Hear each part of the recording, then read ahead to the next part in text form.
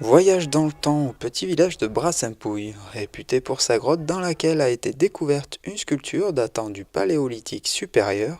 La Maison de la Dame a souhaité créer cette année un week-end sur le thème de la préhistoire. C'est la première édition de cette manifestation, donc on a plusieurs animations dans le village, on a des contes, on a un spectacle de marionnettes, on a des spectacles en soirée, on a dans toutes les granges du village disponibles des expositions ou des animations, et en plus nous avons un cycle de conférences avec une douzaine de conférenciers français et étrangers.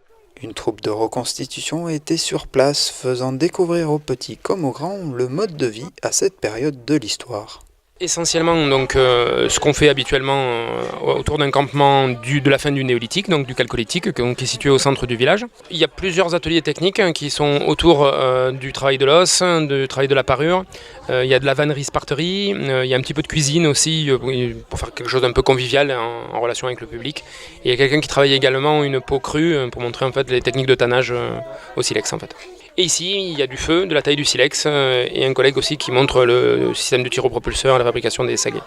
Pour ce qui est d'allumer un feu, différentes méthodes étaient employées, mais pas évident car cela demande de la patience et de la rigueur. Alors les deux techniques sont un petit peu différentes, la technique de percussion et la technique de friction. Dans les deux cas, il faut avoir les bons matériaux. Pour la technique par percussion, une bonne marcassite, donc le minerai de fer. Et voilà, un champignon de bonne qualité. Après, c'est de la gestuelle, c'est-à-dire qu'il faut répéter le geste. Quand on fait rentrer en friction les deux éléments, il faut qu'ils soient parfaitement stables, que le geste soit parfaitement régulier. Donc c'est des petites adaptations, on chope le geste au bout d'un moment, mais voilà, faut le pratiquer, comme pour le reste. Chaque jour, un thème venait s'ajouter à cette impressionnante manifestation. Alors aujourd'hui la thématique en fait plus en détail c'est la pêche, donc les conférences sont sur cette thématique-là, sur l'utilisation des poissons, l'utilisation des coquillages. On a des ateliers de fabrication d'hameçons en os à la mode préhistorique, d'utilisation aussi. Donc là le but c'est de fabriquer un matériel de pêche préhistorique. Donc là on va sculpter l'équivalent d'un cure-dent en fait, en bois de cervidé, et ils vont aussi torsader leurs cordes. Voilà, c'est les toutes premières traces de hameçon qu'on a retrouvées au Paléolithique supérieur. Et demain, on sera plus sur la thématique chasse, avec des ateliers autour de la chasse, une manche du championnat du monde d'armes de jet préhistorique aussi, qui est organisée dans le cadre de la manifestation, et des conférences, elles aussi, plutôt sur cette thématique de la chasse. D'autres ateliers tout aussi ludiques étaient proposés aux enfants qui ont découvert sur le site l'art pariétal ou bien la sculpture. Sculpture préhistorique bien sûr avec le silex, mais en fait bon, il n'y a que ça de préhistorique puisqu'on sculpte du plâtre. On va s'aider d'un plan, d'un crayon, tout ça.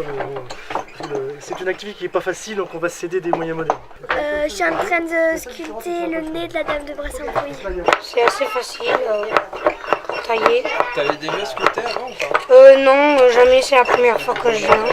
Un week-end qui fut donc rempli d'histoires, d'animations et de rencontres avec ces passionnés qui comptent bien renouveler l'événement au fil du temps.